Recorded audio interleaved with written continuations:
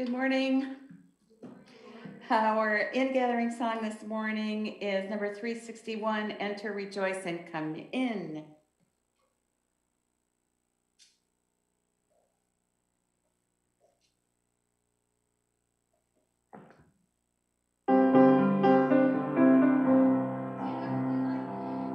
Enter, rejoice, and come in. Enter, rejoice, and come in. Today will be a joyful day. Enter, rejoice, and come in. Open your ears to the song. Open your ears to the song. Today will be a joyful day. Enter, rejoice, and come in. Open your hearts, everyone. Open your hearts, everyone. Today will be a joyful day. Enter, rejoice, and come in. Don't be afraid of some change. Don't be afraid of some change. Today will be a joyful day. Rejoice and come in. Enter, rejoice and come in. Enter, rejoice and come in. Today will be a joyful day. Enter, rejoice and come in.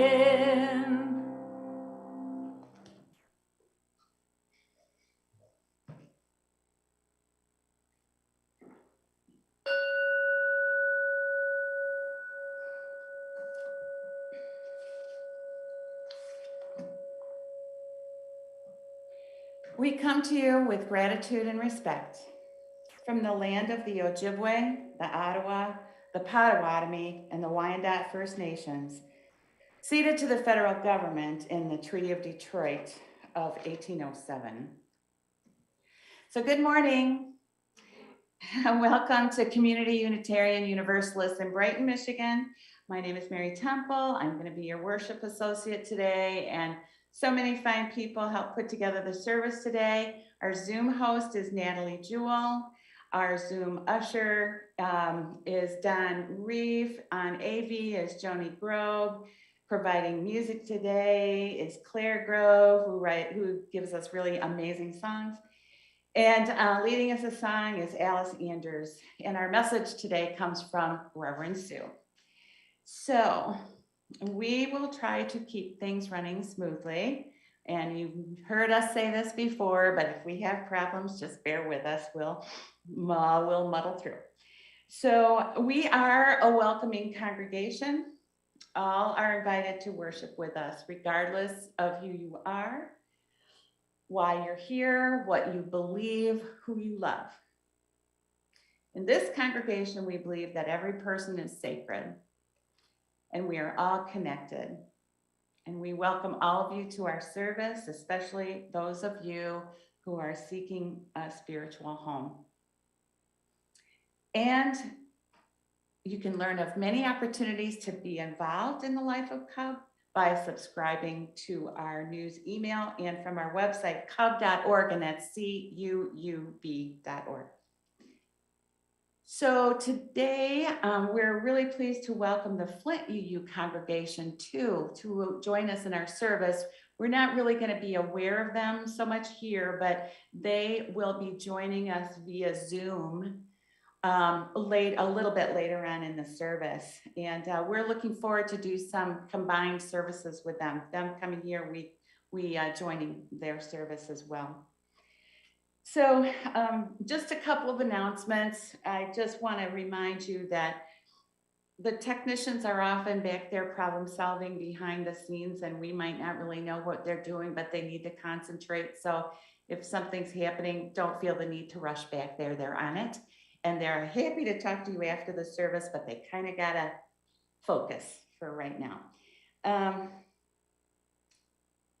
The ministry team also would like you to be aware that on August 28th, we're going to be conducting a special interactive service here at Cub to begin the process of, I would say, re-exploring our covenant. We have a covenant and we want to update it and expand it and just make it resonate for now. And so on August 28th, we're going to be starting that process here in the sanctuary. And also on the 27th, so the day before that, the leadership team, AKA me, is going to be doing a communication styles workshop for the board and other leaders of Cub. So that's Saturday morning, August 27th. We can take up to 15 or so folks, and I would love to have lots of people attend and learn about each other's communication styles in our continuing effort to, treat each other with dignity and respect.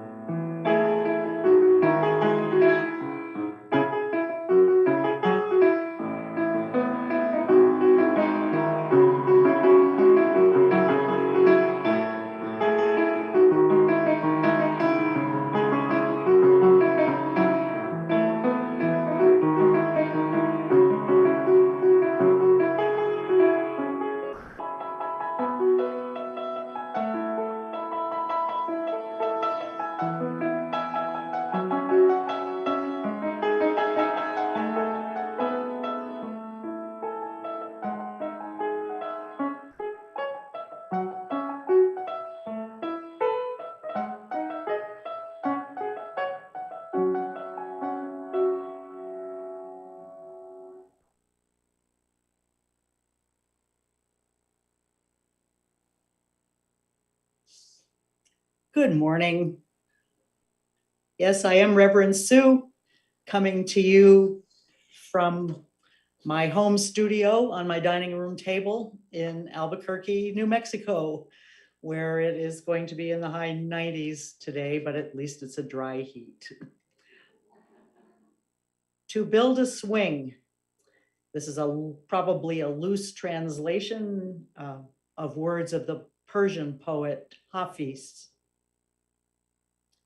You carry all the ingredients to turn your life into a nightmare. Don't mix them. You also have all the genius to build a swing in your backyard for God. That sounds like a hell of a lot more fun. You carry all the ingredients to turn your existence into joy. Mix them. Mix them.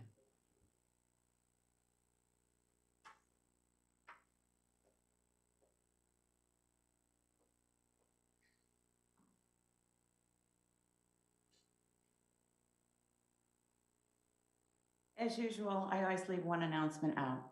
So just so you know, the membership team is going to hold a UU orientation on Sunday, August 14th from noon to 2:30. Please email membership@cub.org if you are interested in attending.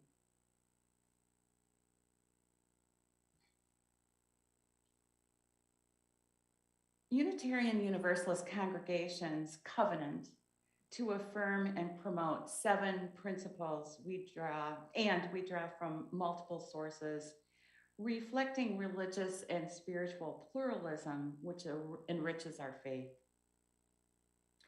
Today, we're going to start again, going through our 7 principles. And so the first principle of Unitarian Universalism is to affirm and promote the inherent worth and dignity of every person. So our opening hymn is a fun one, Let It Be a Dance We Do. It's number 311. The words are on the screen. I encourage you to stand up and move if you feel like it.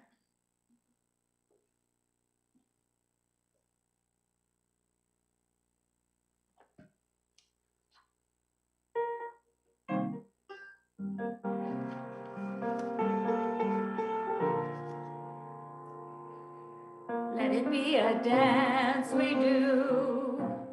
May I have this dance with you through the good times and the bad times too.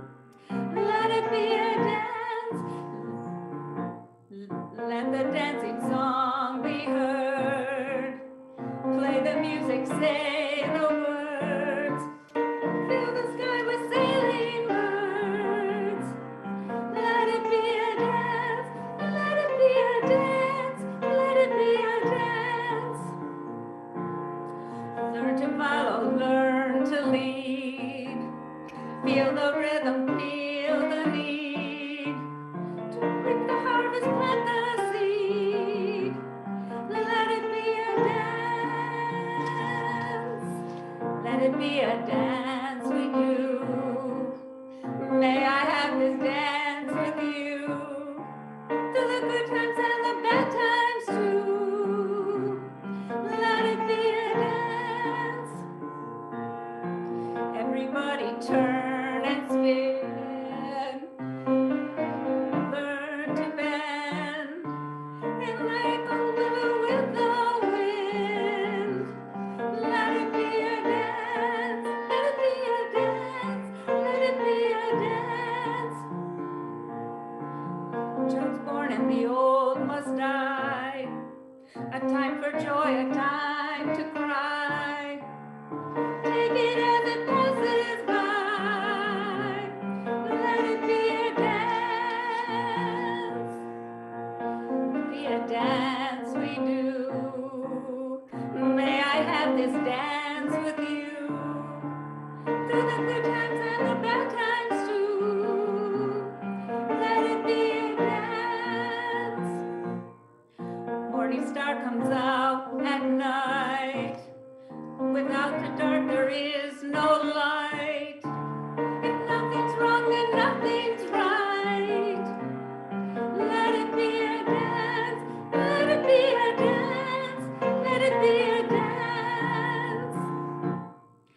Let the sunshine, let it rain. Share the laughter, bear the pain. And round we go again. Let it be a dance.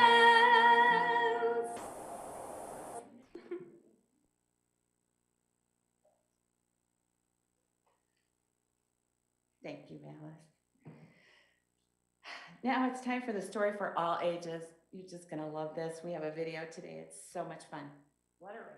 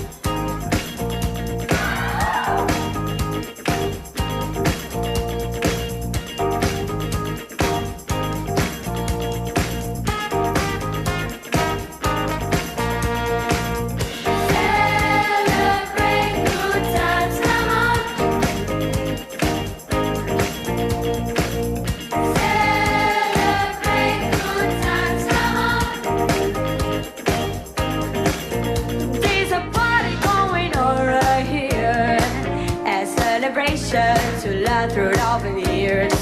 So bring your good times and your laughter too. We're gonna celebrate your party with you. Come on. Celebration. Let's all celebrate and have a good time. Celebration. We're gonna celebrate and have a good time. It's time to come together. It's up to you. What's your pleasure? Everyone around the world, come on.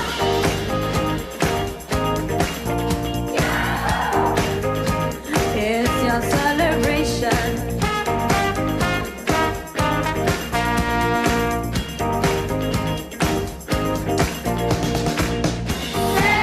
Celebrate good times, come on.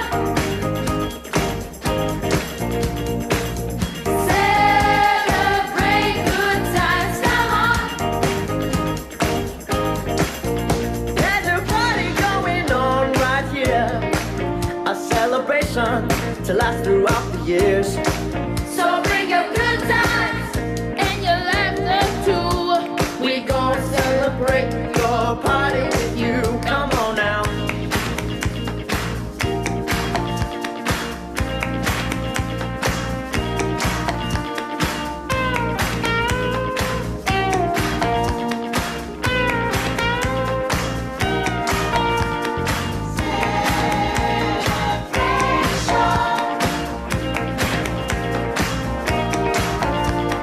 We're gonna have a good time tonight. Let's celebrate. It's alright.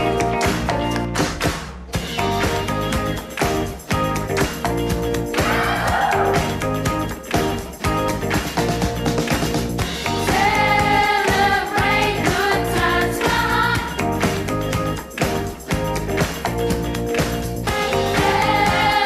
Celebrate good times, come on.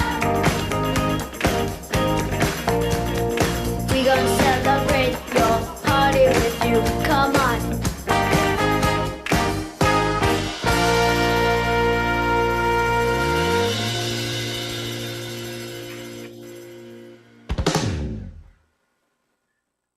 All right.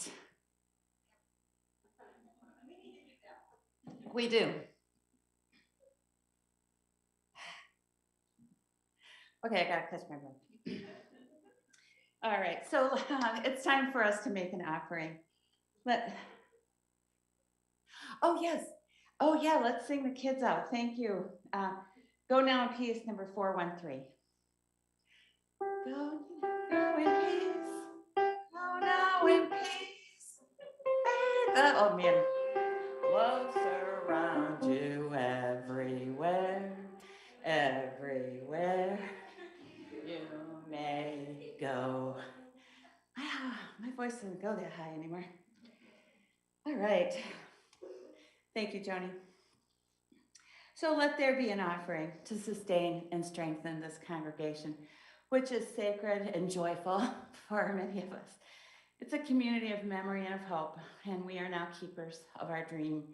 And you're invited to participate in the blessing of giving as board member Alice Andrews comes among you to accept the gifts of our congregation. But if you're among us for the first time today, please consider yourself our guest.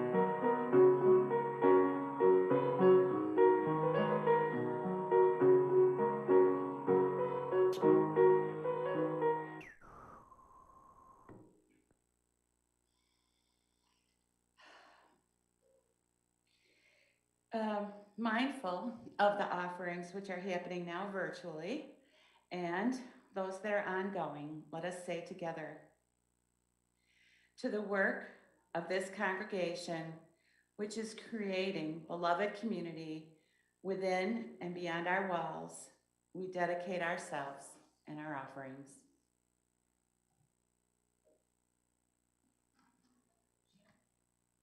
Oh, I didn't like the cello. I was busy dancing, you know.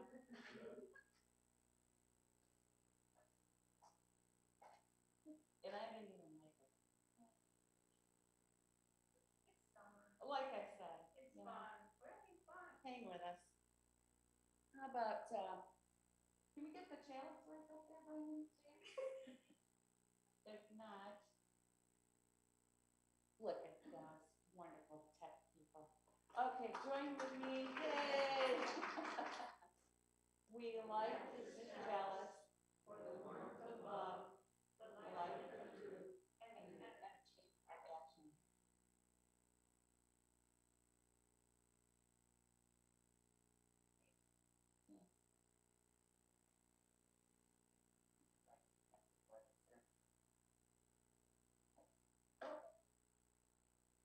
Now, if you're joining us online, please make sure you're muted at this time.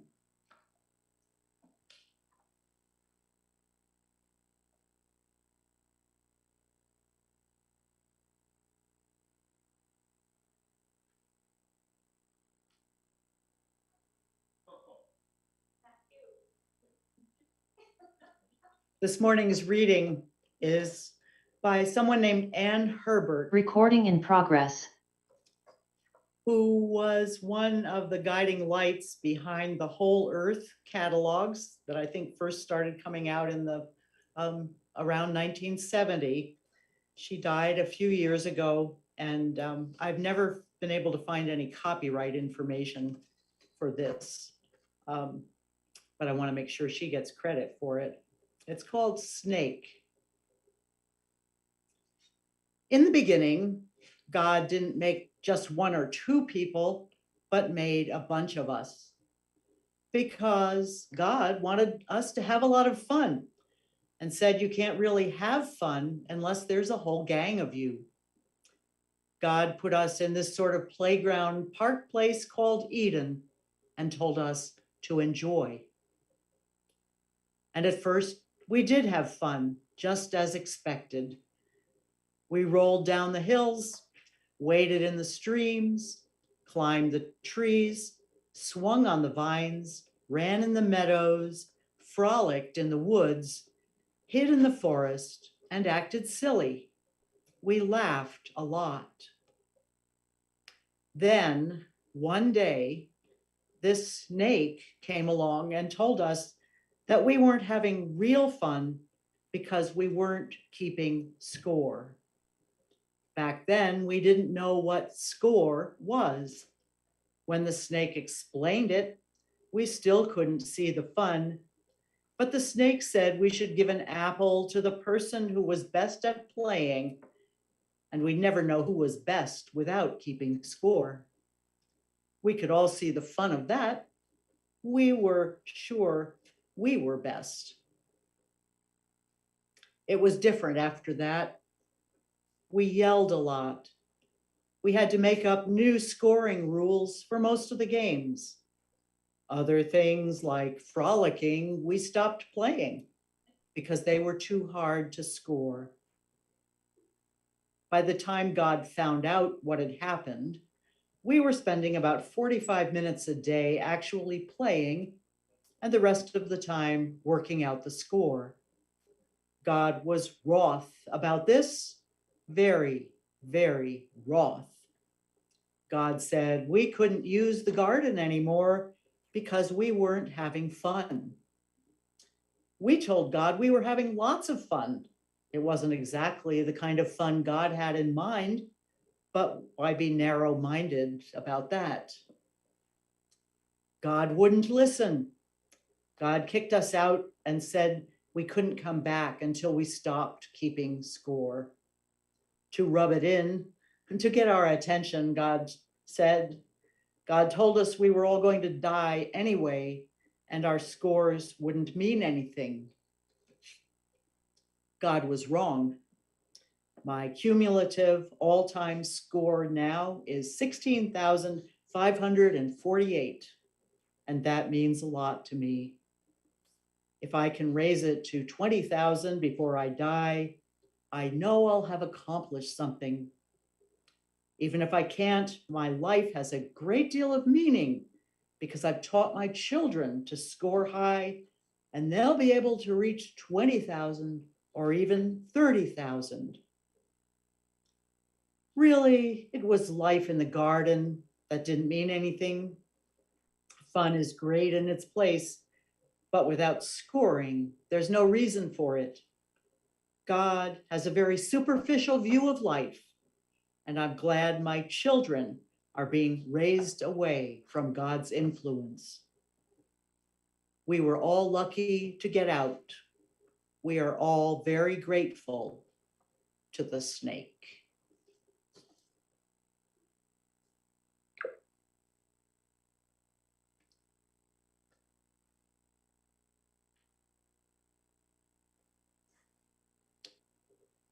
Mid-June, some years ago, I went on a week-long retreat.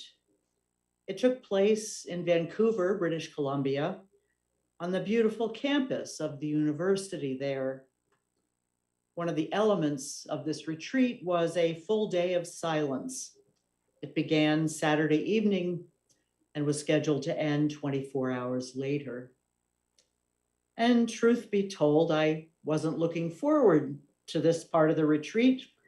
I was kind of dreading it, actually. To be sure, I'm an introvert. To be sure, I need some quiet time each day. But 24 hours, that felt like a lot. It sounded like hard work. It sounded, frankly, like an ordeal. But Don Grayston, the program's director, encouraged us not to see it that way. He said, think of the silence as a gift. Go anywhere you want, do anything you want. We just ask that you do it in silence. Those words helped me relax a little. And after some orientation to silence and a worship service, we dispersed.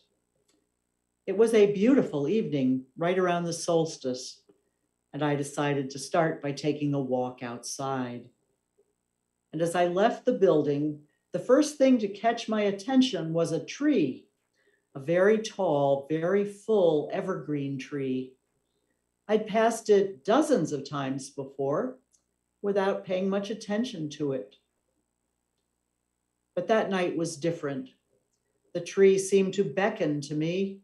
Notice me, it seemed to say. And so I stopped and, well, noticed.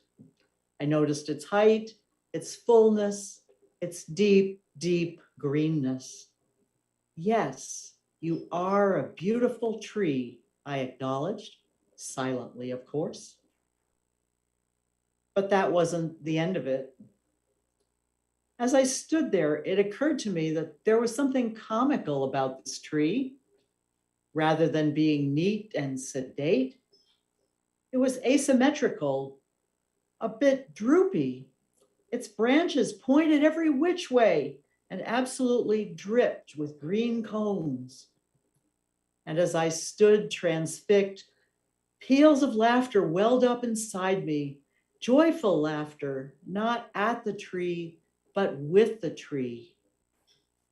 And I felt not only laughter, but a deep sense of communion.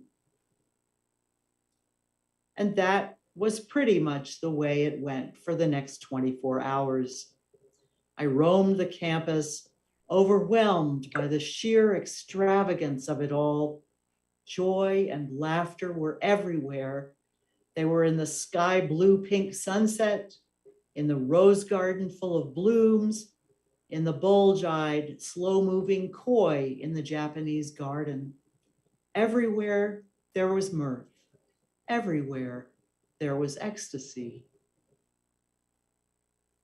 The finale came at supper time.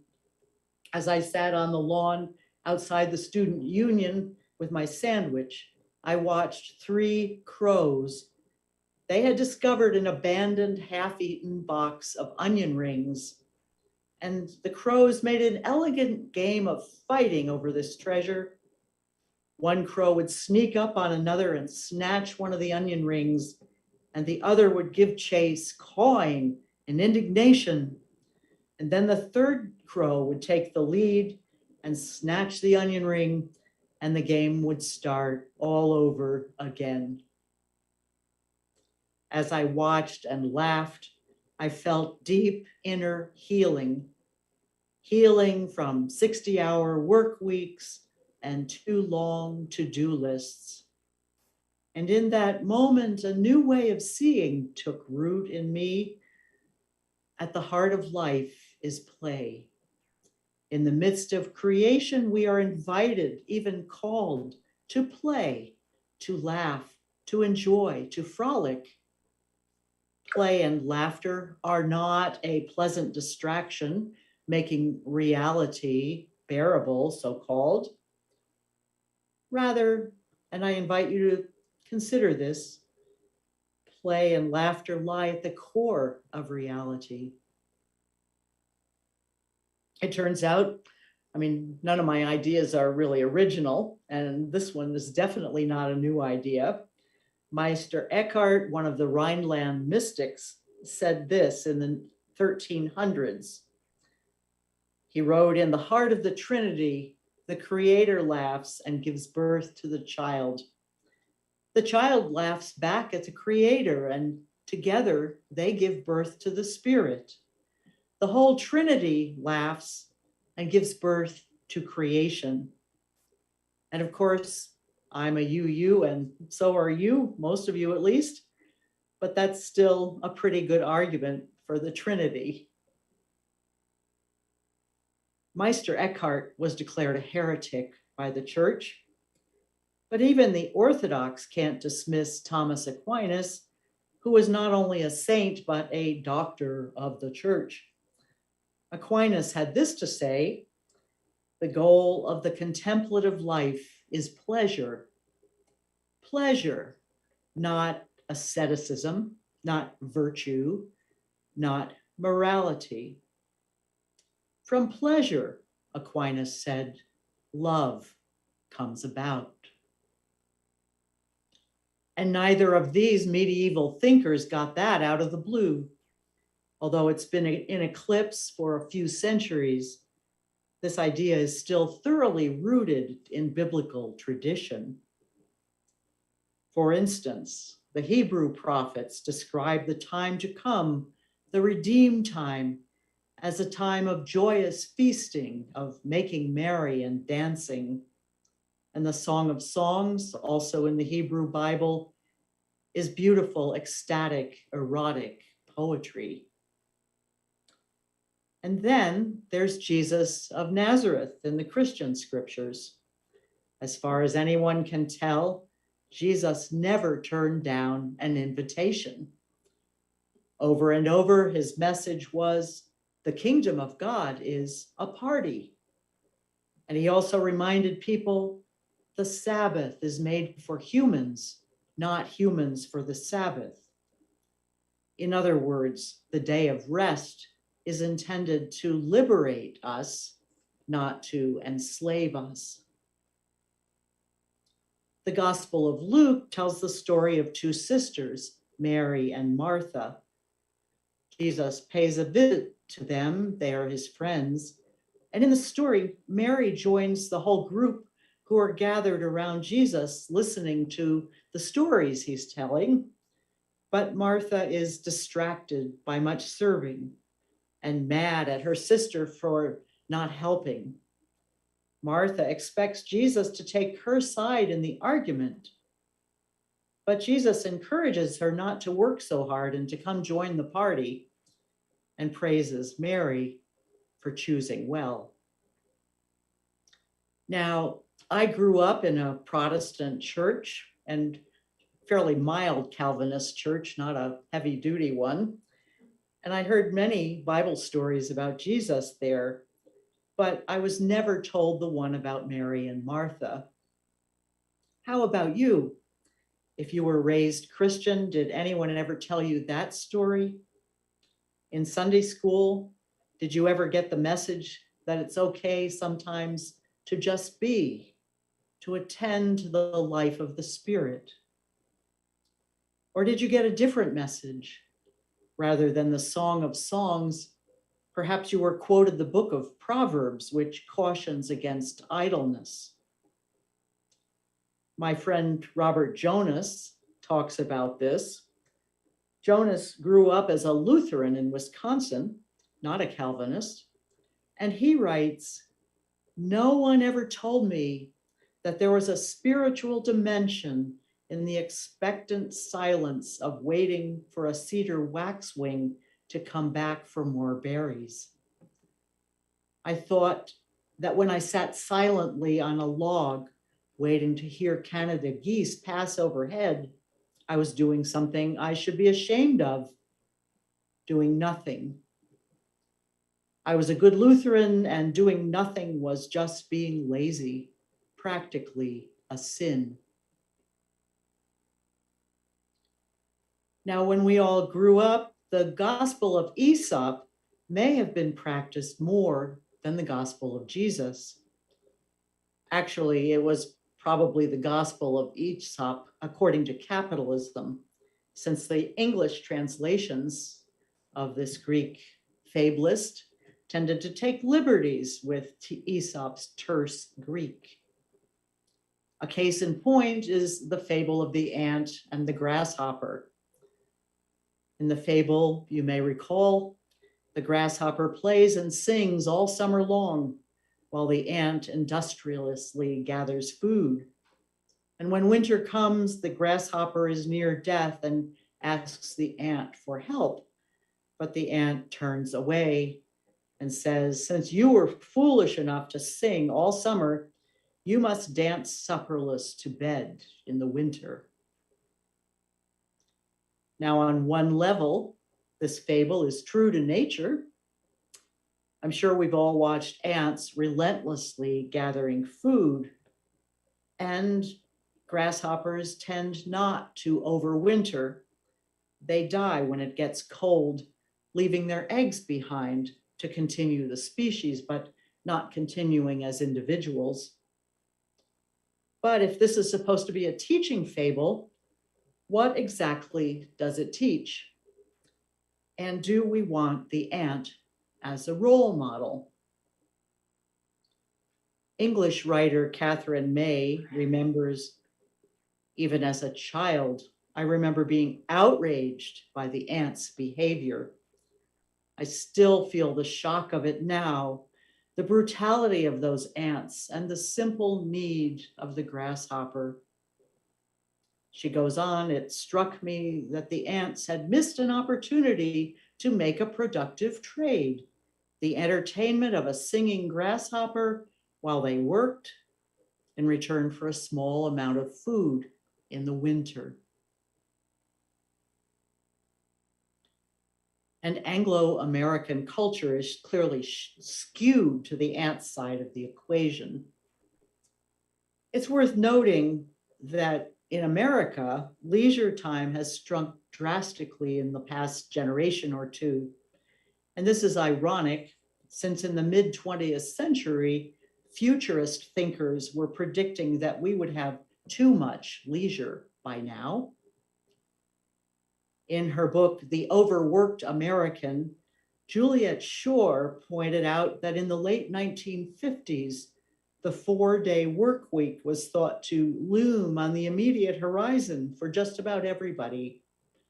And there was hand-wringing about what would Americans do with all that spare time. By the 1970s, this had become a non-issue. And by the 1990s, 9 hours had been added to the average work week, with people complaining, quite understandably, about the lack of free time. And of course, even as most were overworked, Others languished in unemployment. And we, of course, learned about that in spades during the pandemic. There are lots of problems with overwork, and especially with sleep deprivation. It is a medical issue and also a spiritual one. And the problem, let me hasten to point out, isn't with work itself, or even with working hard, which has its own kind of joy. It is a problem when we lose perspective, or when we're working for the wrong reasons, or when our lives are fueled by workaholism. Some people consider workaholism a healthy or clean addiction, but in the long term, it can be as deadening as alcoholism or addiction to drugs. Edwin Friedman, the late family therapist, talked about overfunctioners, people who take on more of a system's workload than truly belongs to them. This can happen in our families, at the workplace, and even in congregations. And overfunctioners, people who do too much, unwittingly encourage the people around them to underfunction, to do less than they're capable of doing. And thus the system tends to get locked into a chronic pattern, accompanied by anger, resentment, and nagging. And if we're an overfunctioner, how do we get off the treadmill? The solution is not to work harder or get angrier or nag more intensely. Ed Friedman actually suggests defecting in place, that is, graciously backing off with the faith that others, if given the chance, will step forward. Now, Ed Friedman was a rabbi, and in Jewish tradition, Sabbath is not an option, but a command. Sabbath has a justice component too. It is a safeguard against exploitation. And it is also worth noting that behind the command is a reference to cosmology, that is, to the way reality is put together.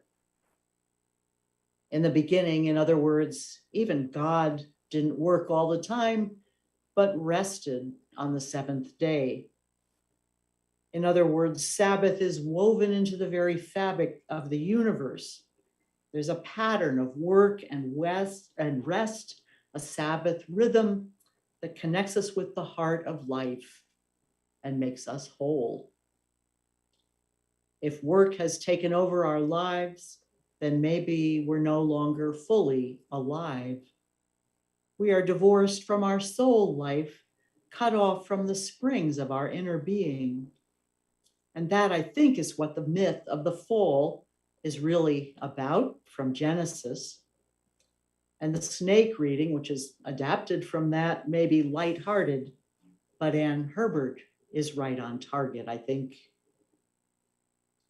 If overwork is in our bones, we may have to put time for play, time for frolicking, right on our calendars. We may need to schedule time for things that are totally unproductive with no redeeming social value. And we may also need to think of Sabbath beyond one day of rest a week or 2 or 3 weeks of vacation a year. We may need to cultivate Sabbath consciousness, weaving Sabbath into every day and every hour, perhaps. And with Sabbath consciousness, even work can become play.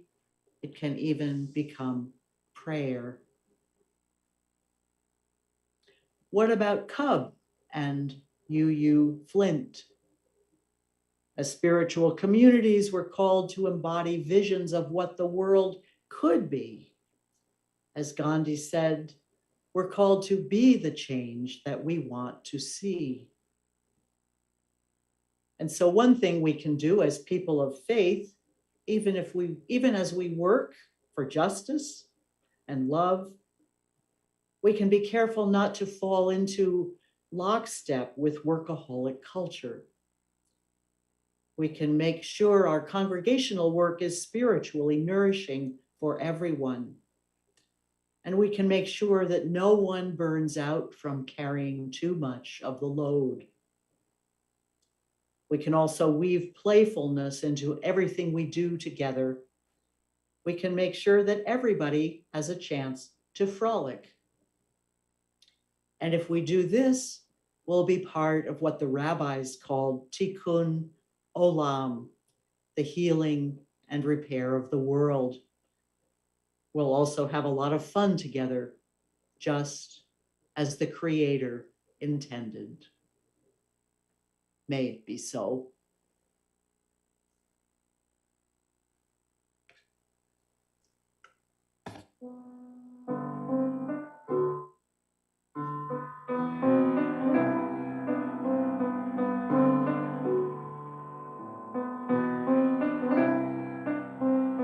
Recording stopped.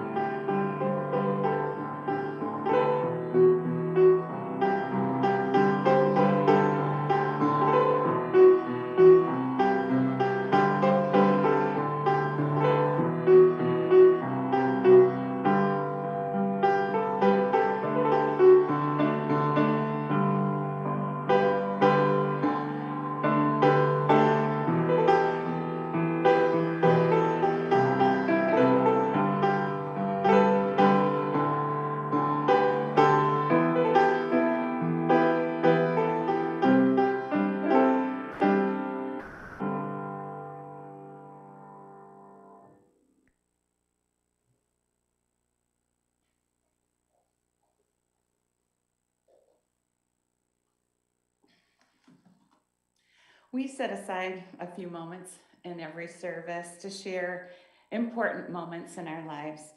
If you're here at Cub and you have a joy or sorrow you would like the community to witness, please come up to the side here. There's a bowl of stones and you can pick up a stone and put it into the water to let your joy or sorrow ripple out into our community. If you're on Zoom, raise your hand, and you can do that virtually by sending a chat or getting the attention of our Zoom usher, Don Reef, and we'll do our best to call on you when it's your turn. And so let us begin this sacred time together.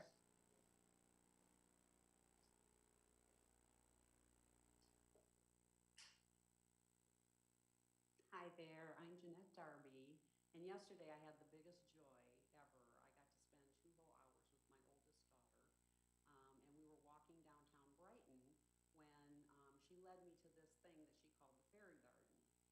And so I was there, and so was Julie Bonhorst. And then Janet Jasnick ran by on the sidewalk. So this garden is amazing. It's part of the La Casa Garden Tour, which is today as well. And it's beautiful. It has many political statements that we all appreciate here, and my daughter did too. We weren't really supposed to go in the backyard because we had no money with us. We were walking. But she somehow ended up back there, and she just was so moved. She burst into tears, and the man who lives there talked to her, hugged her, and told her anytime she wanted to come and spend time in his garden, she was welcome.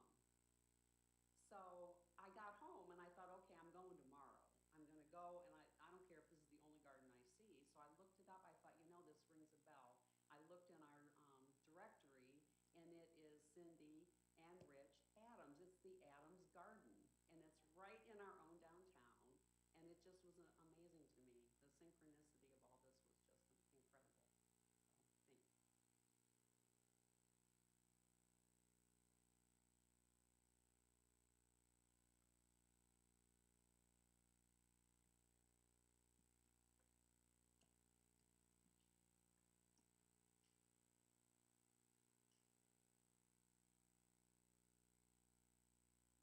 Morning.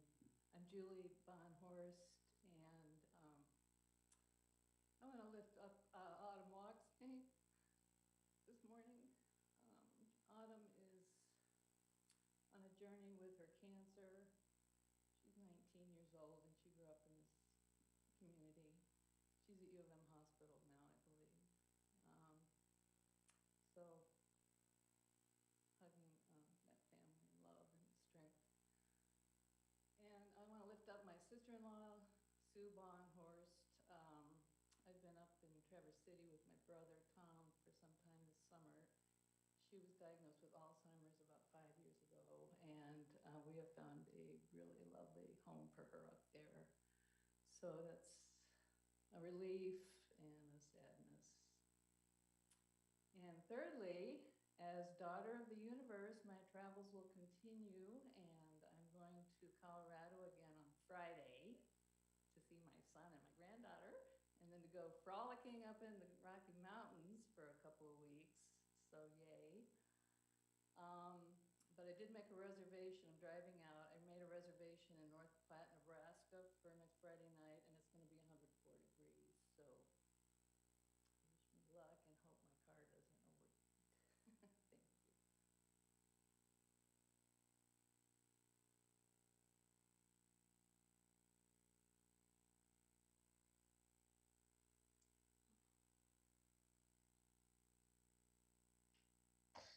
Hi, what I have is actually an infomercial, not, which could be a joy. But Bob and I were, got a new gizmo in our home, and it's, a caption telephone.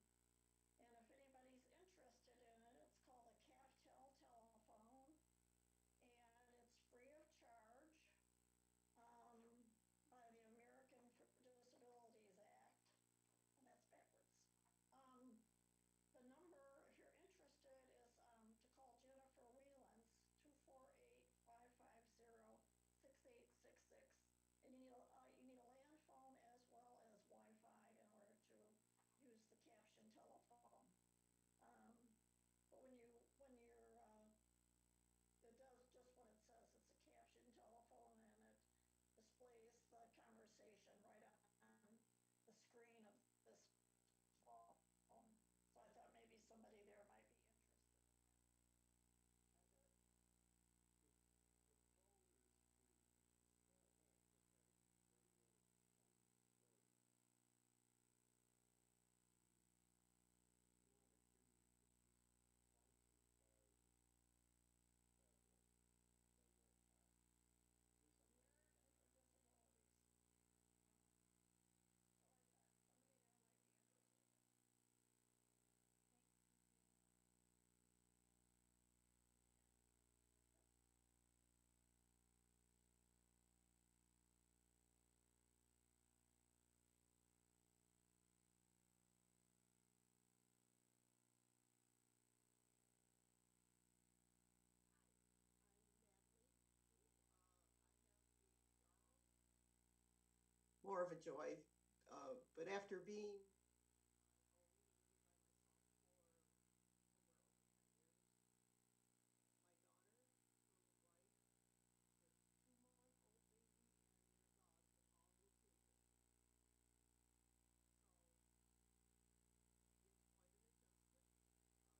So it's quite an adjustment. We're quite crowded.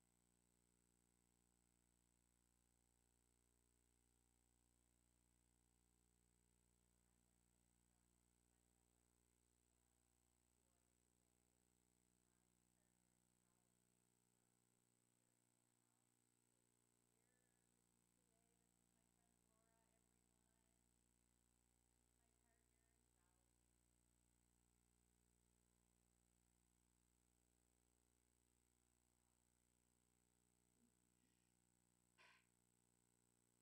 And at this time, I'd like to acknowledge those thoughts. Oh, sorry.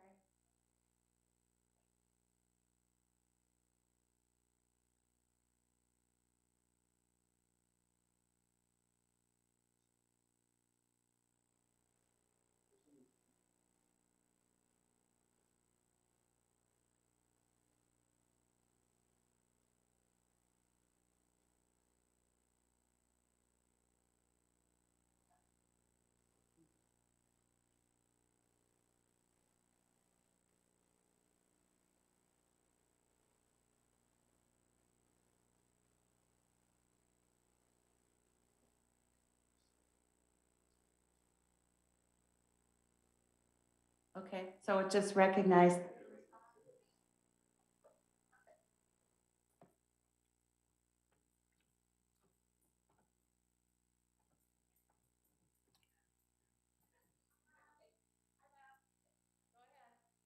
Hello all.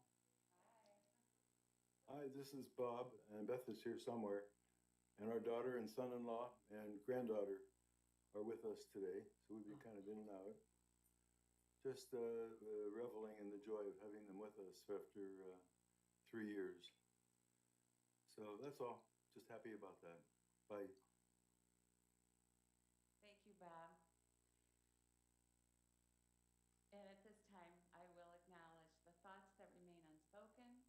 Together, these joys and sorrows weave us together in the fabric of community.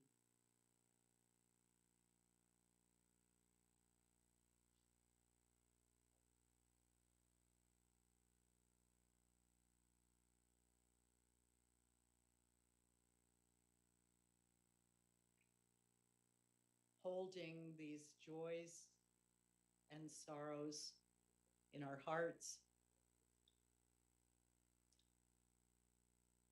rejoicing in the joy of family, and also sometimes the sadness that comes with family. Holding autumn, especially in our hearts, and Julie's sister-in-law.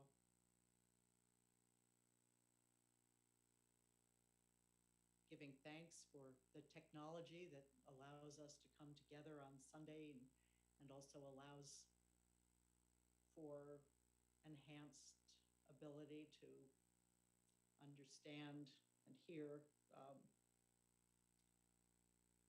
phone communications. What a blessing that is.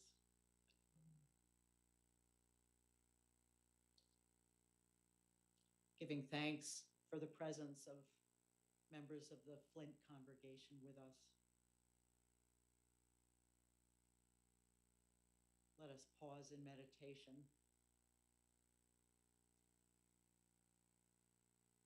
Our words for meditation come from the great Indian poet Rabindranath Tagore, who had connections with our liberal religious movement in the States. And he writes, "The same stream of life that runs through my veins night and day runs through the world and dances in rhythmic measures. It is the same life that shoots in joy through the dust of the earth in numberless blades of grass and breaks into tumultuous waves of leaves and flowers. It is the same life that is rocked in the ocean cradle of birth and death, in ebb and in flow. I feel my limbs are made glorious by the touch of this world of life, and my pride is from the life throb of ages dancing in my blood this very moment." Let us pause for just a moment of quiet.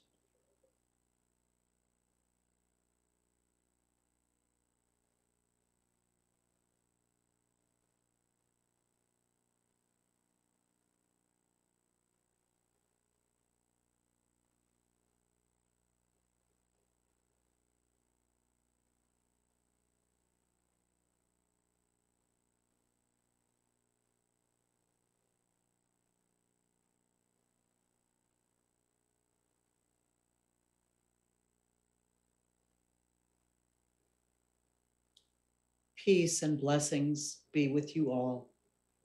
So be it. I invite you to join in the singing of our closing hymn, number 95, There is More Love Somewhere. The words will appear on the screen.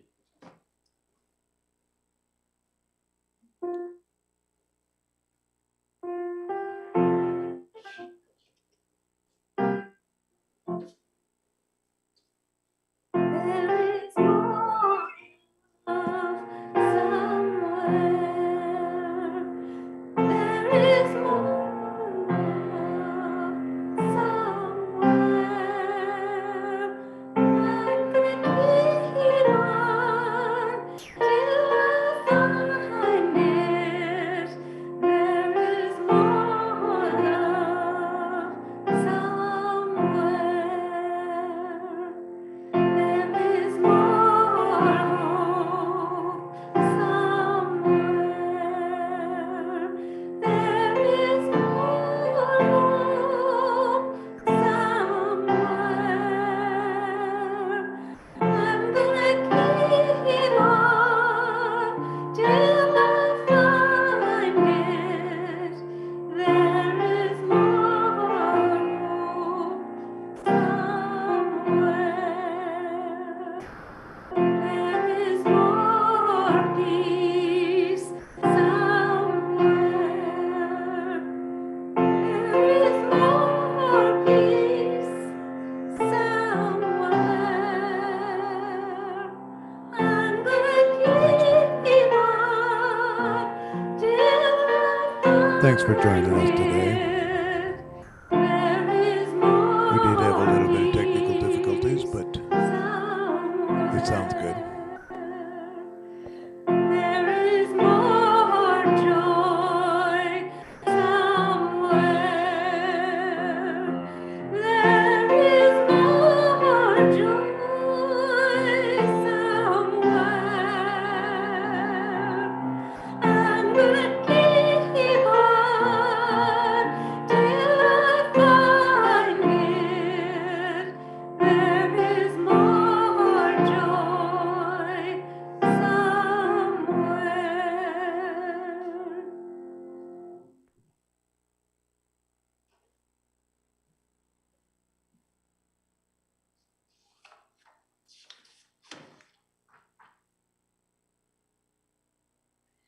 Please join me as we extinguish our chalice.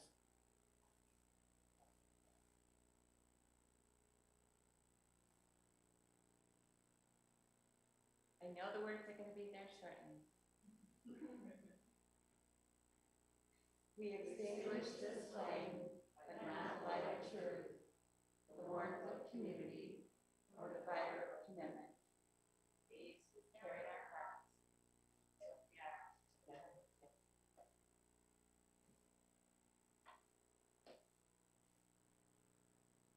And our closing words come from the Reverend Joe Cleveland, a UU minister. May we hear the melody of life and find ourselves singing harmony. May we be open to the dissonances in the song of the land and its people, that we might be part of the world's urging toward justice, peace, and love. May we feel in our bones the rhythm of life and the land, and may we find ourselves dancing. Go in peace.